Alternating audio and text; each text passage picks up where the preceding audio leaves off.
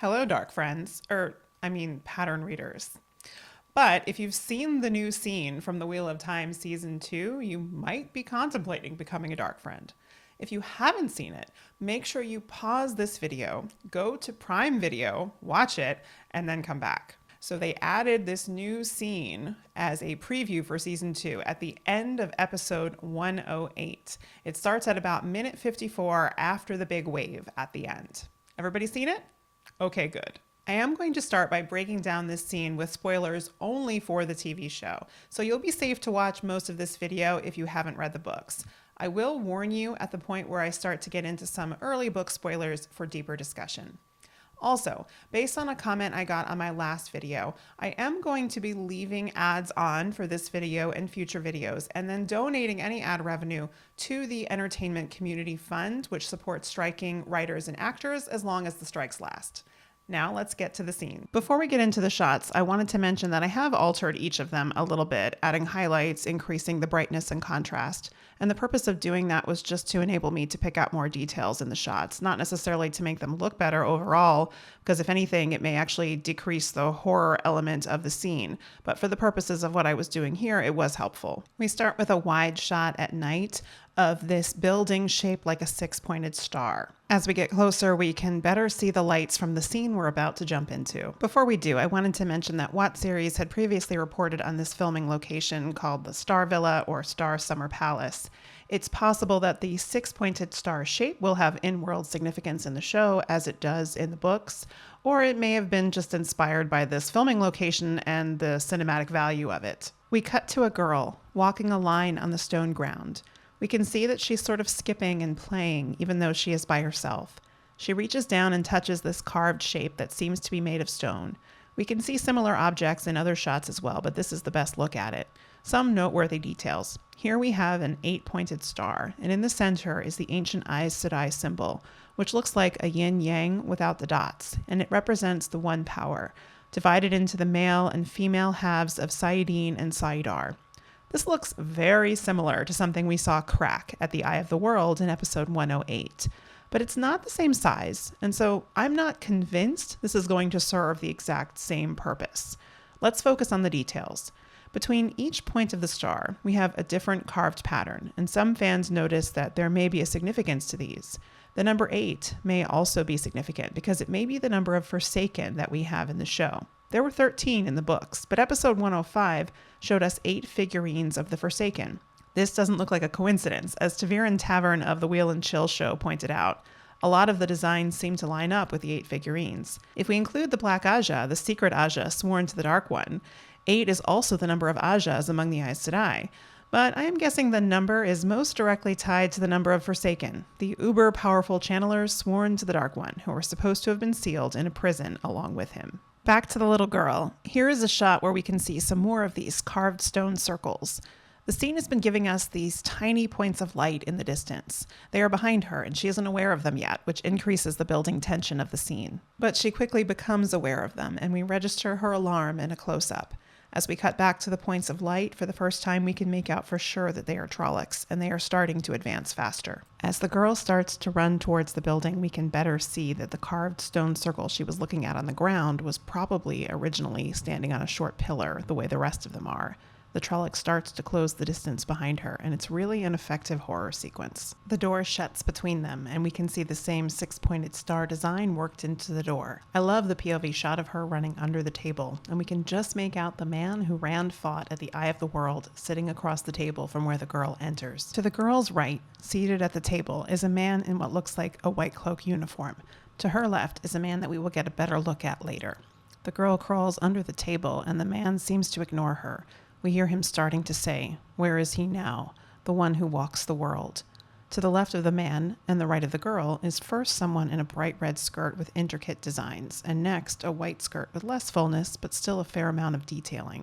The shot flips so we get a better look at the white cloak, but there are still better shots to come of the men on either side of him. As the girl is turning and looking at each of the legs under the table, we get a better look at the white skirt we saw earlier. I think it's possible this is a man, but I am not sure. I also think it is a very distinct style of clothing here that we haven't necessarily seen before. The man continues talking, one who was and will be, but is not yet the dragon, Rand al'Thor. The girl next notices a woman who must be of the Shan-Chan nobility. The Shan-Chan are the ones who arrived on ships at the end of Season 1. The long fingernail adornments we have seen in previews, and they are only worn by members of the Shan-Chan nobility, known as the Blood. The obvious assumption is that this may be the same woman. This character we have seen in the trailer is named High Lady Surath, or perhaps just Lady Surath, and the costuming is very similar. But it is worth noting that the woman sitting at the Darkfriend table is wearing a costume that has fewer layers and is slightly less intricate. The man also says that Rand al'Thor released him at the Eye of the World, confirming that if Rand thought he had defeated him, he was wrong. He goes on to say, and he thinks he can hide. He cannot. This next shot is, of course, a great serpent ring worn only by an Aes Sedai, but the stone appears to be black, a member of the Black Aja, concealing herself in black leather gloves. The woman is moving her fingers as if she is trying to hide some agitation. We hear a woman's voice ask, "We are to kill him?" The man responds, "Perhaps he can be turned to my use." This man is sitting to the left of the white cloak, and the swooping black hawk on his outfit shows that he is from Shinar, where we met Lord Agilmar and Lady Amalisa in Faldara in Season 1. Sooner or later it will be served, says the man, in this age or another. Finally, the girl finds her mother. She says mum as she crawls towards a woman in a colorful skirt seated to the left of the Shinaran. To her right is another man with red stockings and colorful short pants. At this point, the man finally looks under the table and addresses the little girl with, "Excuse me. We're in the middle of a meeting, a quite important one, really." She doesn't answer, but he goes on. "Oh, let me guess. There's something outside. A monster, perhaps." From the beginning, it's surprising to see how tender he is with the girl. When he beckons to her and says, "Come on," she doesn't hesitate to go. Finally, we get the shot of the full table. There are at least 3 individuals who we never really get a good shot of under the table. The woman to Padan Fane's right, and the man in white cuffs next to her, and the woman wearing blue sleeves. I believe the woman to the right of where the man was sitting is Black Aja, but it is also possible one or more of the other women are as well. The man says to the girl, "A lot of people call me a monster too, you know," along with a litany of other unflattering names. Father of lies, betrayer of hope, forsaken. Do you know why they call me and the other chosen such hideous things? The most noteworthy thing here is that this scene is revealing that the man, as we might suspect, is not the Dark One himself. He is acknowledging that he is known as one of the Forsaken, so he is a powerful channeler sworn to the Dark One. The Forsaken refer to themselves as the Chosen. By also naming himself Father of Lies and Betrayer of Hope, he is calling back to Season 1, again in the scene with Stepan and the Forsaken statues, when Stepan referred to Ashamael as Father of Lies. The girl says no, and the man replies, "'Cause if they called me what I really am, no one would be afraid." The man just admitted he is known as Father of Lies, so take that for what it may be worth, but he does seem like he might mean what he says. The man doesn't seem to be frightening to the little girl, unlike Padan Fane, who lowers his hood and stares at her with the creepiest grin. I know I'm scared of him. Johan Myers is so perfect in this role. As the man takes the girl outside, he continues, "After all, how do you prove you're not a monster? How do you prove that the things you're doing are good or evil, right or wrong?" I think it's noteworthy that the Trollocs are simply standing and waiting even before they exit the building. It certainly seems like they are being commanded to not attack. The ending to the scene and the philosophical questions raised are my favorite part of this. Ashamael was known to be a philosopher in the Age of Legends, and personally I love a villain who believes he is doing right. A villain who makes some compelling points. It's far more interesting when we can understand why people would turn to the dark, even though we know it's wrong. He makes us at least question ourselves as he extends compassion to the Trolloc. Look at this creature, part man, part animal. It's so hard to be something between. What if he isn't evil? What if he isn't wrong? What if he's just hungry? This does frighten the girl, but he gets down to her level and asks her to look at him. He asks, "Do I look like a monster to you?" And she says no, and he doesn't look like one. He rewards her answer with a smile, and "I knew I liked you." He picks her up like a father might and gently touches the Trolloc's face. "You see, it's all right. Go on, you try." And she does reach out her hand. At first it seems like the Trolloc might bite, but instead it actually purrs. The girl giggles and the man laughs, and the scene ends on this thoroughly uncomfortable moment that has defied expectations. As much as we are relieved the girl has been treated kindly, It sends shivers down the spine that she is nonetheless being groomed for evil herself. Before I get into any spoiler discussion, I wanted to take a moment to talk about the possible identities of the girl and her mother. From the looks we get at their colorful costumes, to me, they most closely resemble the costumes we saw in Season 1 among the Tuatha'an. So to me, while it's not an absolute guarantee, unless we ever get more information to go on, I believe the implication is that they are of the traveling people. There are some questions about why the mother would have her child with her in that case, but I personally think we're not given an explanation for that because it's just not relevant information. A child was chosen as the POV for this scene because it evokes certain emotions and allows for certain explanations.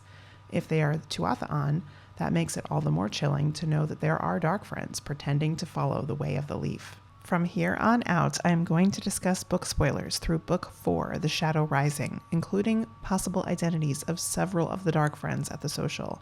If you have not read through Book 4, please leave me a comment on your thoughts on this preview scene, subscribe so you don't miss my next video, and turn this one off.